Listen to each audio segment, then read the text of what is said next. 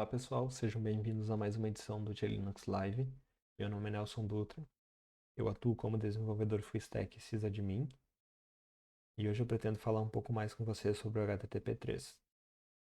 É o mesmo assunto que eu abordei na edição passada, mas neste ano eu pretendo focar sobre a evolução que ocorreu no protocolo neste período, os desafios que ainda precisam ser resolvidos e os desafios que foram resolvidos. E também mostrar um pouco de uma implementação prática em um servidor web com um HTTP3. Os tópicos que eu vou abordar são o protocolo HTTP, falando brevemente sobre o seu funcionamento e sobre suas versões anteriores, o novo protocolo Quick, que é sobre o qual o HTTP3 roda e é onde está o maior ganho dessa versão, sobre o HTTP3 em si, sobre como está hoje o suporte ao HTTP3, tanto do ponto de vista dos browsers e clientes, como por exemplo para terminal, quanto do ponto de vista dos servidores web, falar sobre o que o futuro reserva para o HTTP3 e também mostrar essa implementação prática como em Nginx de um servidor rodando e tendo suporte ao HTTP3. Então, o que é o HTTP? Ele é um protocolo de transferência de hipertexto, foi lançado em sua versão 0.9 em 1991. Uma versão bastante simples, que só possuía o método GET e não tinha suporte à criptografia. O HTTP ele foi recebendo atualizações ao longo do tempo. A versão que foi mais utilizada foi a versão 1.1, que possui todos os métodos que a gente conhece hoje e também o suporte à criptografia. Depois, em 2015, surgiu a versão 2.0 do protocolo, que trazia algumas melhorias, como a compressão de cabeçalhos, a multiplexação, o uso de strings e o server push, entre outras melhorias. Mas essa versão 2.0 ainda não resolveu todos os gargalos. E a versão 1.1 e 2.0 elas se assemelham muito em seu modelo de funcionamento. Já a versão 3.0 ela veio bastante diferente e ela trouxe o Quick, que é uma grande melhoria e não é a camada de aplicação, é uma melhoria para a camada de transporte. Então acho que esse é o maior diferencial.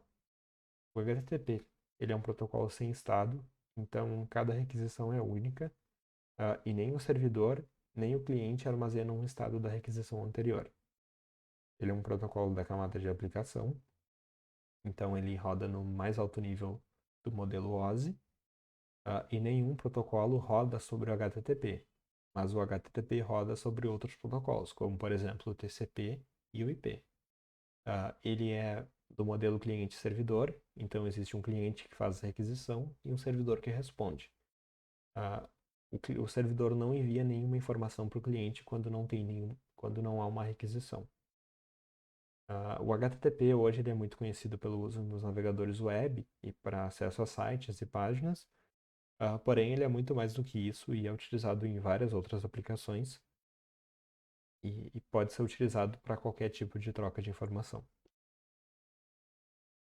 Para prover segurança no HTTP, surge o HTTPS, que é uma combinação do protocolo TCP, do TLS e do HTTP. O protocolo TCP é um protocolo de transmissão de dados que roda sobre o protocolo IP. O protocolo TCP ele é da camada de transporte e o protocolo IP é da camada de rede.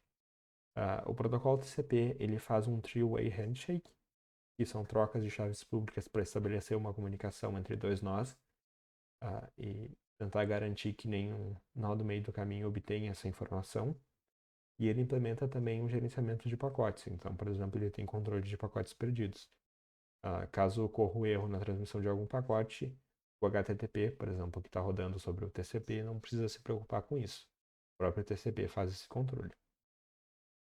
E o TLS, que é a Transport Layer Security, que é onde a gente usa os certificados SSL para garantir segurança, e ele adiciona um handshake adicional.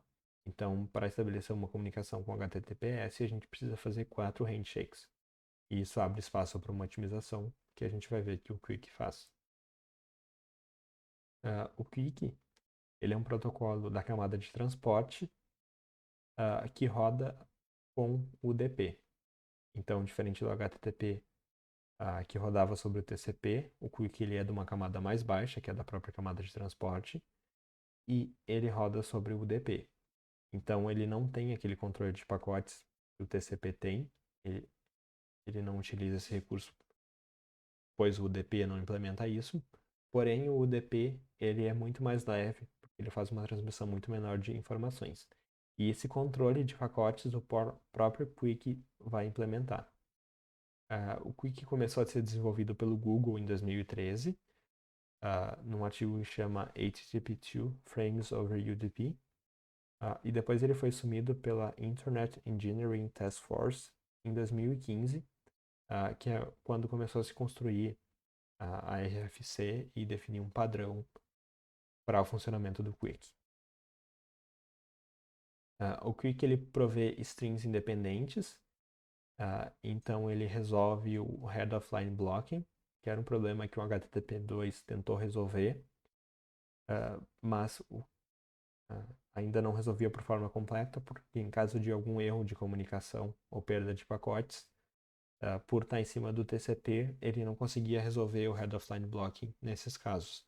Já o Quick, ele consegue resolver, porque ele não precisa refazer a comunicação caso ocorra um erro de transmissão de pacotes, porque os pacotes podem ser recebidos pelo cliente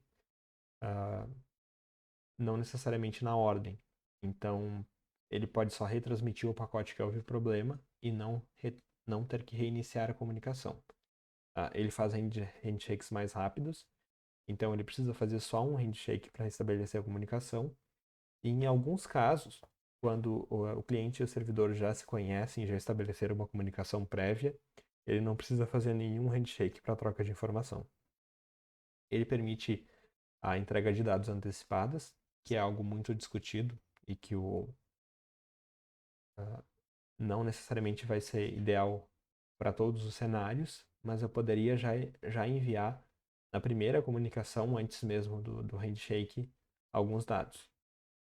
Ele dá suporte ao Connection ID, que é um identificador único para um cliente ou para algum computador na rede, o que vai permitir, por exemplo, através de uma conexão, estou fazendo uma conexão Wi-Fi com o servidor e eu perco minha rede Wi-Fi e altero minha conexão, por exemplo, para um 4G, eu posso ainda tomar proveito do mesmo Connection ID.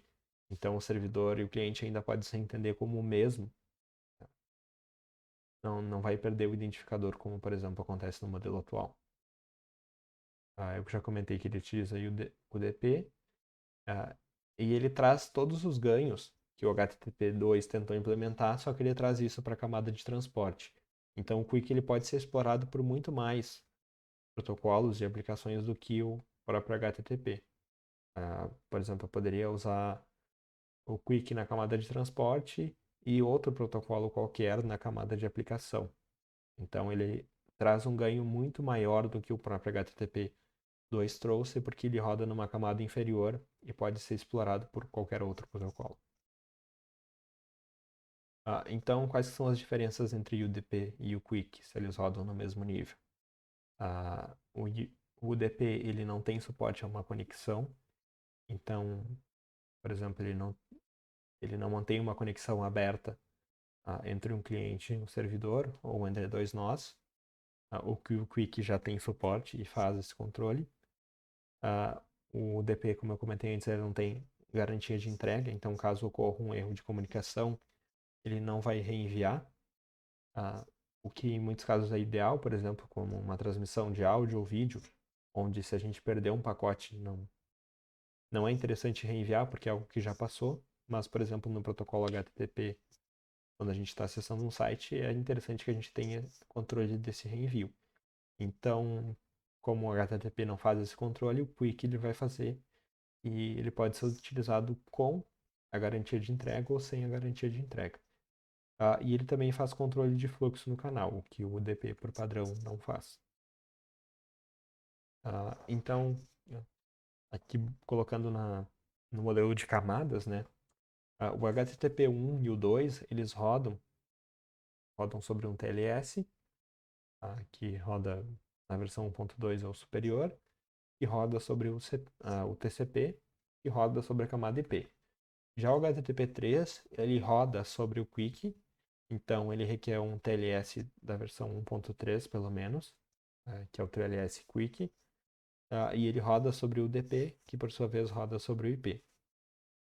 E a boa parte do ganho está em... O TLS está incluído dentro do QUIC e não ser uma camada a mais. Então não tem um handshake adicional para isso.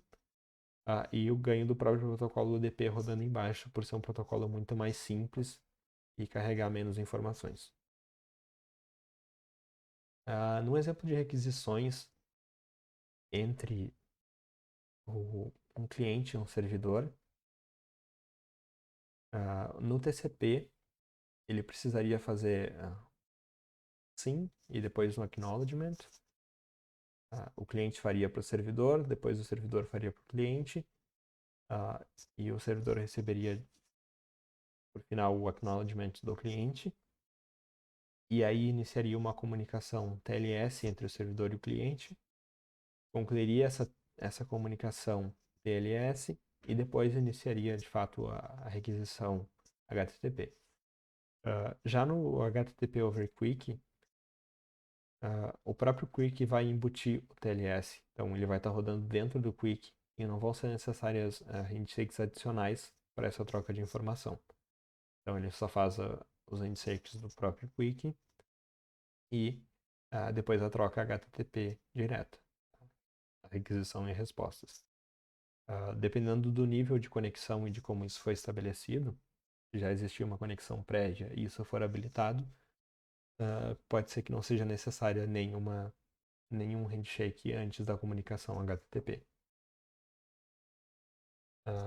As diferenças em geral entre o HTTP2 e o HTTP3 são a camada de transporte sobre quais eles rodam, né? O HTTP2 sobre o TCP e o HTTP3 sobre o QUIC.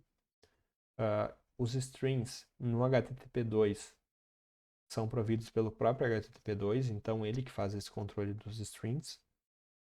O string seria como a gente abrir uma conexão e nessa conexão a gente transferir vários dados.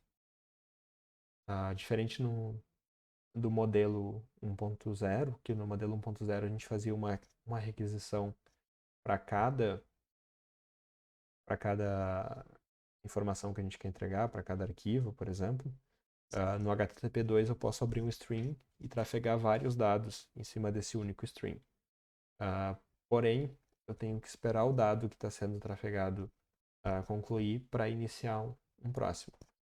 No HTTP3, esse controle de strings ele é feito no QUIC. E por isso ser feito no QUIC, esse string, por exemplo, poderia ser utilizado também em outros protocolos que não o HTTP.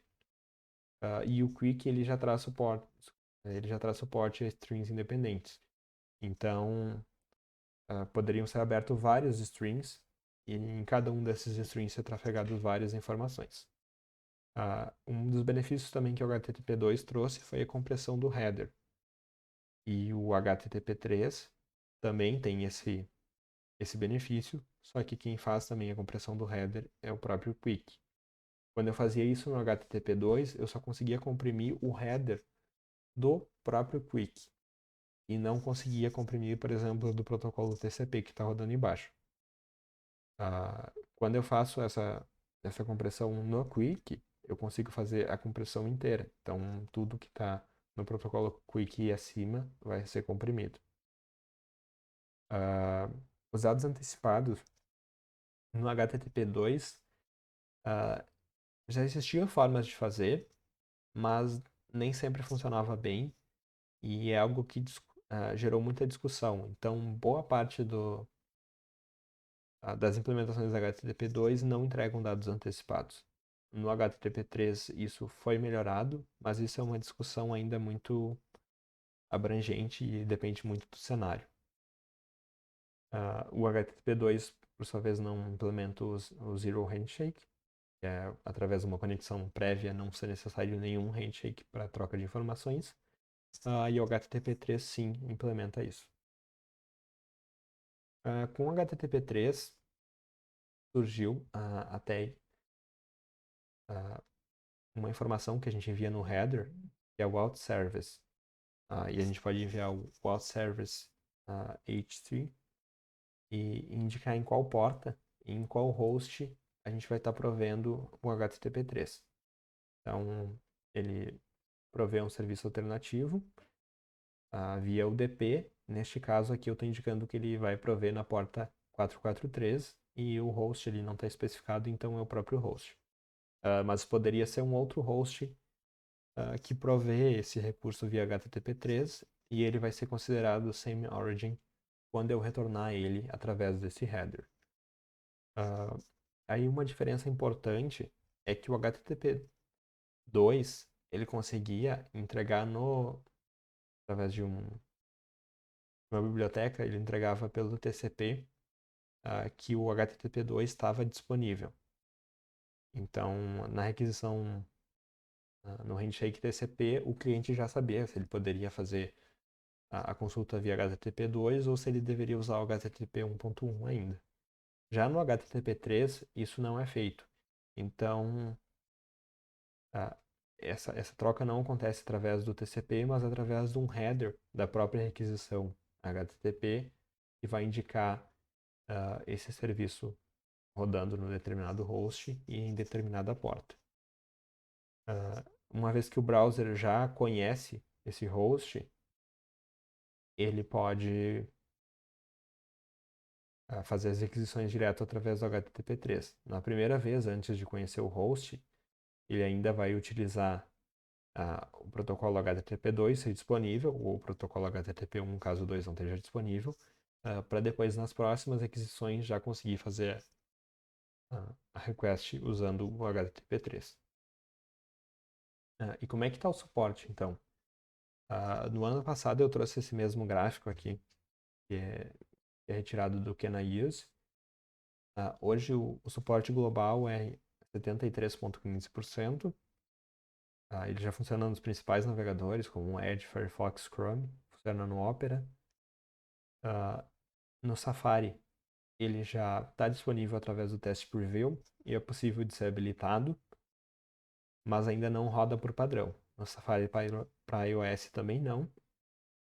E no Firefox para Android também não tem suporte padrão ainda. Mas todos eles devem receber suporte por padrão já nas próximas versões. Isso não deve demorar muito a acontecer. Então, o suporte global deve aumentar ainda mais nos próximos meses. E como é que está o suporte por parte dos browsers, por parte dos servidores web e por parte dos clientes? Então, um servidor web que é o Lightspeed, ele já tem suporte padrão bem desenvolvido para HTTP3 e é super simples de habilitar.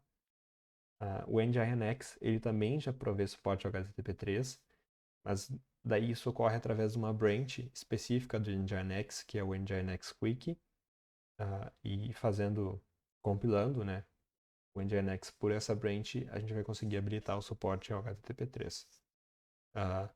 Por padrão, o OpenSSL também não tem suporte ao TLS 1.3, então a gente tem que usar por exemplo, o Boring SSL, que é um fork do OpenSSL que já implementa isso. Para clientes, por exemplo, para terminal, a gente tem o NGTCP2, que é um cliente que já consegue fazer requisições com HTTP3, e tem o Nego, que é também um cliente em Rust. Na verdade, ele é mais que um cliente, né? Também é possível rodar em sua versão servidor para se fazer testes com HTTP3 via terminal. Como é que está o uso global do HTTP3 e do TLS Quick? O HTTP3, esses dados aqui eles foram retirados do Radar Cloudflare para os últimos 30 dias. Então, o uso do HTTP3 ele já chega a 17%. E a versão mais utilizada do protocolo hoje é o HTTP2, com 58%. Esse 17% ele se atingiu através de um esforço em conjunto de grandes players, como por exemplo a Akamai, como a Cloudflare, como a AWS, em suas próprias implementações do HTTP3 em CDNs para fazer essa entrega de conteúdo. Então, isso não vem muito de servidores tradicionais, por exemplo, como o Apache, que ainda nem tem suporte, e como o Nginx, que tem suporte através de uma outra branch. Então, esse número ele tende a crescer bastante assim que esse suporte se tornar padrão. E no caso do Nginx, isso não deve demorar muito a acontecer, porque eles já trabalham com previsão de até o fim do ano fazer o merge dessa branch para a versão principal do Nginx, e aí a gente teria que simplesmente habilitar e já conseguir utilizar. O TLS Quick também ele já tem 21% de uso global, que é para fazer o handshake do TLS já dentro do próprio protocolo Quick. Também tem a versão do TLS 1.3, mas fora do protocolo Quick, e essa sim tem o maior uso, que hoje representa 63%. O que são os desafios? Como eu comentei antes, a introdução do HTTP3 nas branches principais, nos servidores web mais utilizados, como Apache e Nginx. E como eu comentei, no Nginx isso já está perto de acontecer. No Apache ainda não existe uma previsão. A implementação de melhorias de performance, porque o HTTP3 ele ainda impõe um uso alto de CPU. Ele obteve sim algumas melhorias nos últimos tempos, ao longo desse ano, mas ainda tem muito a se fazer. Então, performance ainda é um ponto de gargalo que, após a inclusão do HTTP3 nessas branches principais dos servidores web, deve começar a se tornar um foco implementar essas melhorias de performance. Outro desafio também é a falta de suporte ao TLS Quick em principais softwares de TLS, como o OpenSSL. Então, por exemplo, o Nginx ele usa o OpenSSL para essa validação do TLS, porém a versão padrão do OpenSSL não tem suporte ainda ao TLS Quick, então é necessário utilizar outros forks, como por exemplo o Boring SSL. Outro gargalo também que ainda existe é o suporte ao Quick em redes corporativas e firewalls. Então, muitas empresas implementam, não deixam habilitada essa troca de informações em seus firewalls através do protocolo UDP. Pode acabar bloqueando boa parte das requisições do Quick que utilizam o protocolo UDP. Como padrão do HTTP que socorre através do TCP, muitas vezes o UDP está bloqueado nessas portas principais.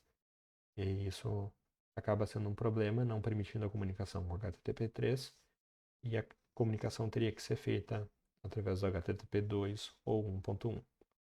Outro problema é a infraestrutura antiga, então são roteadores e equipamentos que podem estar desde empresas até em usuários finais, como também no próprio provedor de internet, que ainda não possuem, por exemplo, uma versão otimizada do protocolo UDP e vão acabar atrasando essa comunicação, ou, por exemplo, ainda não tem suporte ao Quick. E outros dos desafios são algumas implementações, como, por exemplo, o multipath no Quick, para permitir a comunicação em único stream através de vários destinos. A implementação do Unreliable Data e a implementação do non-HTTP. A implementação do non-HTTP seria basicamente para se conseguir utilizar o protocolo Quick para outras coisas, né? Ainda que seja possível, hoje ainda não existem implementações. E uma ideia, por exemplo, seria utilizar o DNS sobre o Quick.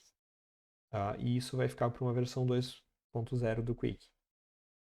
E agora, como a gente já existe um padrão definido para a versão 1.0, que foi lançado em fevereiro de 2021, começou a se trabalhar em ideias e definições para a próxima versão do Quick. Bom, agora vamos ver um pouco na prática de como fazer essa implementação. Então, como eu comentei, a gente vai usar a branch Nginx Quick, que é uma branch que traz suporte ao HTTP3 dentro do Nginx. A gente vai usar o OpenSSL para gerar um certificado digital.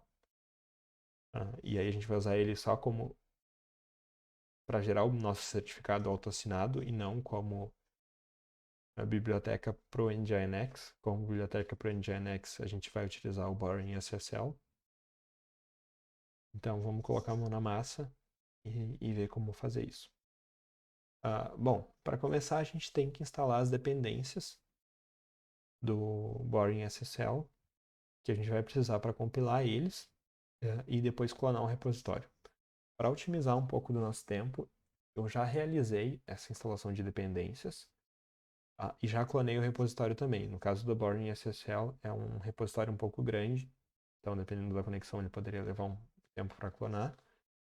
Então eu já deixei ele clonado no meu computador, os dois, tanto o Nginx quanto o Boring SSL, para que a gente possa utilizar eles de forma mais rápida aqui. Para facilitar a execução e também otimizar um pouco do nosso tempo, eu já deixei esses comandos copiados no Gedit aqui para que eu consiga só colar eles no terminal e a gente vê a execução. Então, começar aqui, a primeira parte que a gente teria que fazer seria instalar as dependências. Então, instalando as dependências aqui, como eu já tinha comentado, eu tinha deixado previamente instalada. Não foi necessário executar e nem instalar nada novo. Acho também que é interessante comentar, eu estou utilizando aqui a versão 11 do Debian. E pode ser um pouco diferente dependendo de cada um dos sistemas operacionais que vocês estiverem utilizando. Depois a gente teria que fazer o clone dos repositórios, mas eu já tenho ele clonado aqui, tanto o Boring SSL como o Nginx Quick. Uma vez feito isso, a gente tem que criar os diretórios de compilação. Então eu vou entrar aqui no Boring SSL e vou criar um diretório de build.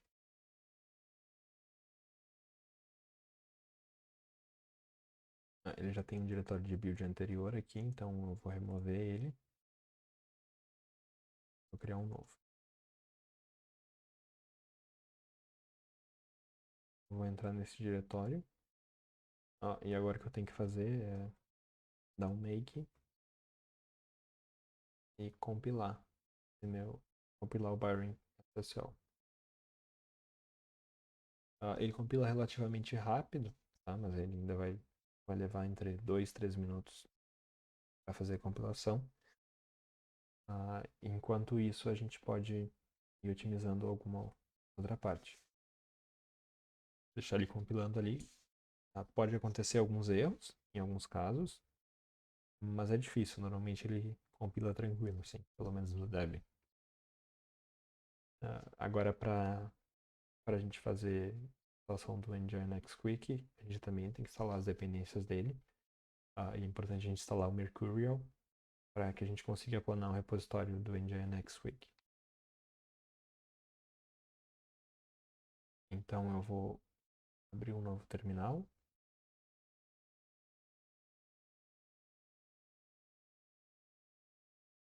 A fonte aqui. Usar ele como root. E fazer a instalação das dependências.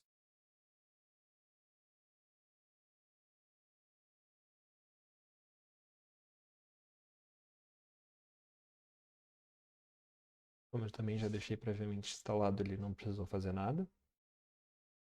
E esses pacotes aqui normalmente são tranquilos de serem instalados. Não dá muito problema. Mas claro, vai depender do sistema operacional. Eu já deixei o Nginx clonado aqui também. Então a gente não pode pular essa etapa do clone. Só vou acessar o repositório e vou fazer um update nele.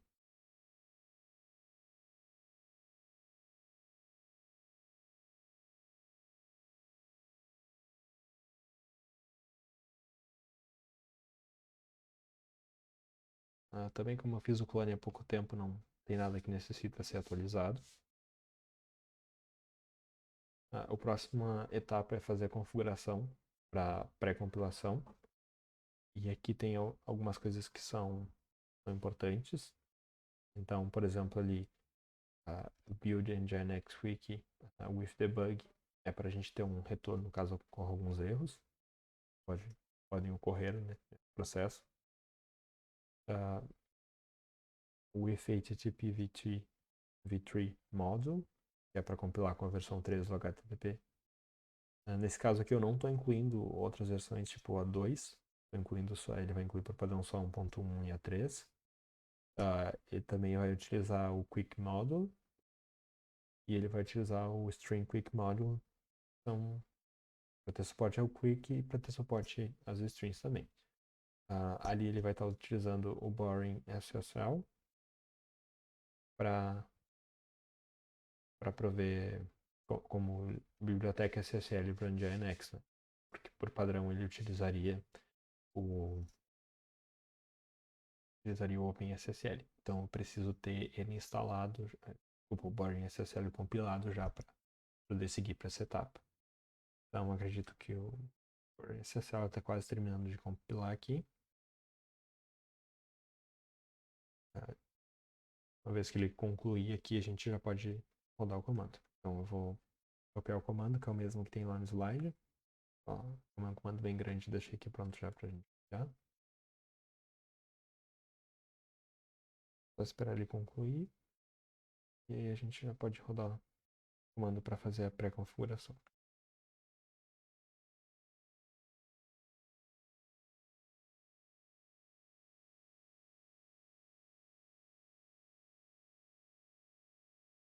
Uma vez que a gente fizer essa pré-configuração, na verdade, para compilação, a gente só vai precisar compilar o Quick, gerar os certificados, e aí a gente já pode acessar as configurações do Nginx para usar uma configuração básica ali para a gente fazer um teste com HTTP3. Então ele terminou aqui de compilar o Boring SSL. A gente pode rodar aqui a pré-configuração para o Nginx Quick. Também a pré-configuração é super rápida e não vai tomar muito do nosso tempo. Ele já concluiu bem rapidinho. Agora a gente pode dar um make install.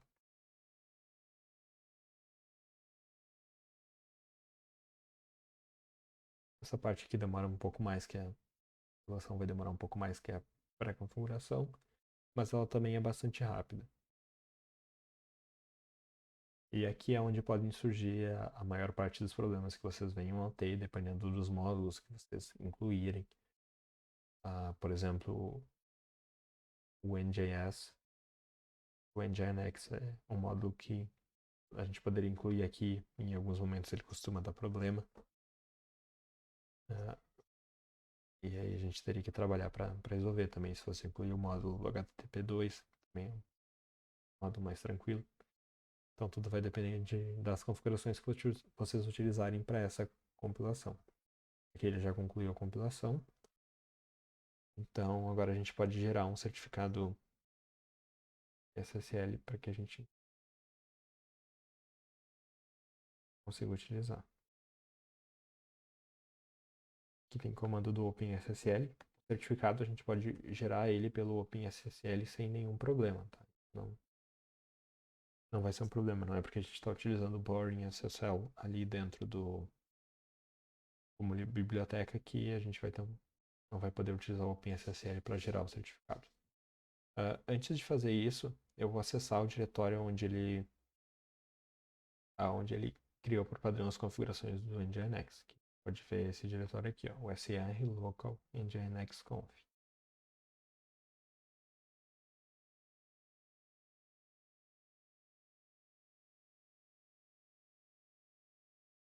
Aqui eu vou criar um diretório para mim armazenar o SSL. E aqui dentro eu vou gerar os certificados. Configurações básicas ali, né? O nodes para que ele não requisite uma senha, gerar uma key, salvar essa aqui no key.pen, salvar o certificado no cert.pen, utilizando 4096 bits, um SH 256 e gerando com validade de 365 dias. Ele vai pedir informações básicas aqui. A gente nem precisa preencher se não quiser, mas vou preencher o básico aqui.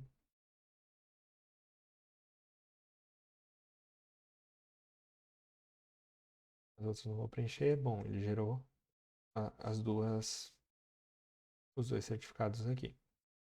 Desculpa, o certificado e a chave.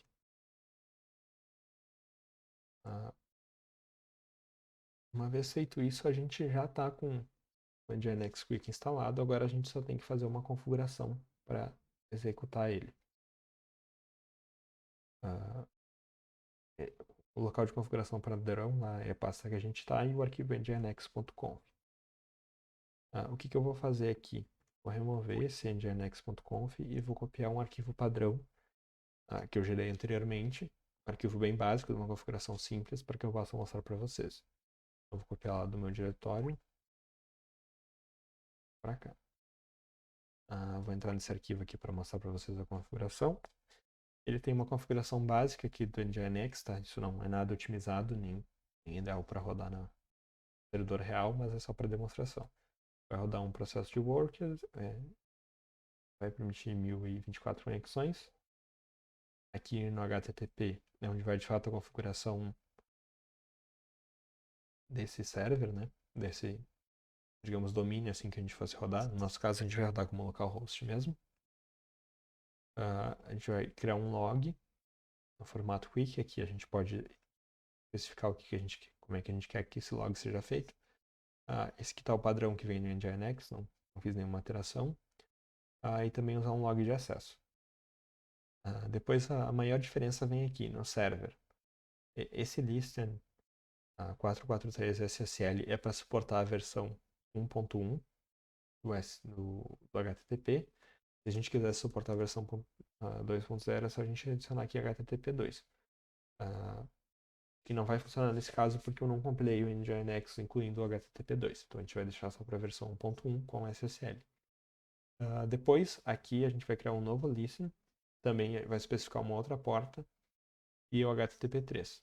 A porta pode ser a mesma, pode sem problema nenhum. E a porta poderia ser outra também sem problema nenhum. Por padrão na web, né, para o usuário não ter que especificar nenhuma porta, mas a gente usa a 443. Indica os certificados que a gente gerou e a sua chave. Qual que é a versão do TLS? Aqui a gente tem que utilizar a versão 1.3 por exigência do Quick. Aqui eu só vou criar um location barra e vou adicionar um header. Bom, o header é aquilo que eu tinha comentado antes. Um Alternative Service. Aqui para o HTTP3, eu vou indicar aqui que ele está rodando na porta 443 também. Se eu utilizasse outra porta ali no meu listen para o HTTP3, eu deveria indicar essa mesma outra porta aqui. Aqui é o tempo de vida, de 86.400, que é, se eu não me engano, um dia. E aqui eu só estou adicionando um outro header, que é um Quick Status, que é para indicar ali para eu conseguir ver no navegador se essa requisição de fato foi atendida através do Quick. Então, essa configuração já está salva. Tudo que eu preciso fazer agora é rodar o servidor. Rodar o servidor do Nginx com o Quick. Então,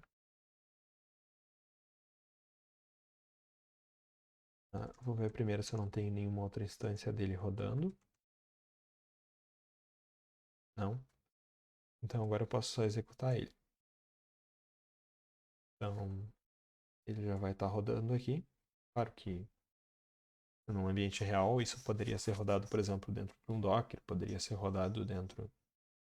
Vocês configurarem isso para iniciar com o sistema, para conseguir utilizar através do System Controller, do Systemd.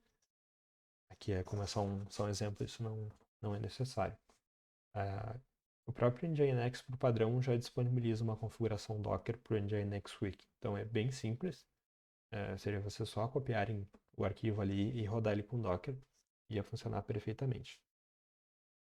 Bom, uma vez que ele está rodando, eu vou acessar aqui no meu navegador. Ele vai dar esse alerta de risco, mas isso está acontecendo porque o meu certificado SSL é autoassinado, então ele não é validado junto a uma autoridade certificadora, por isso que ele dá essa notificação. Eu aceito o risco e continuo. Bom, eu estou aqui na página padrão do Nginx, que eu estou servindo para o localhost. Vou dar um F12 aqui e analisar minha rede. Eu dou um F5 e vou ver aqui como é que ele fez essa requisição. Bom, aqui eu já consigo ver, vou até dar um zoom, que essa requisição foi feita com a versão 3 do HTTP.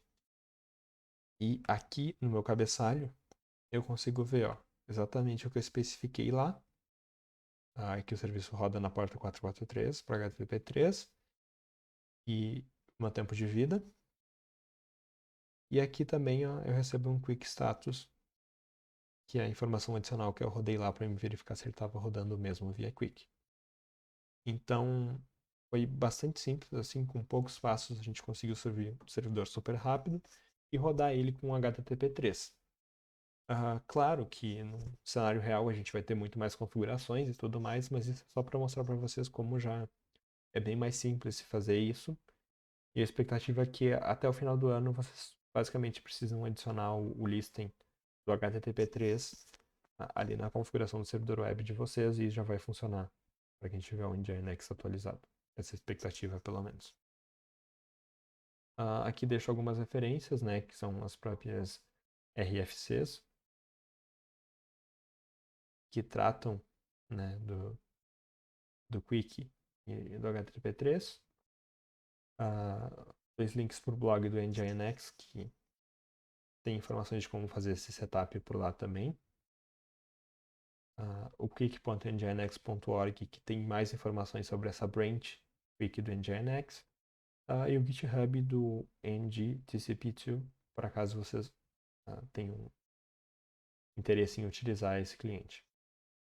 Então, agradeço a todos pela participação, por terem assistido a palestra até o fim. Espero que tenham gostado do conteúdo. Se tiverem algumas dúvidas, vocês podem me encaminhar através do contato do LinkedIn ou podem deixar aqui no próprio comentário do vídeo que eu respondo posteriormente. Muito obrigado e até a próxima edição do Linux.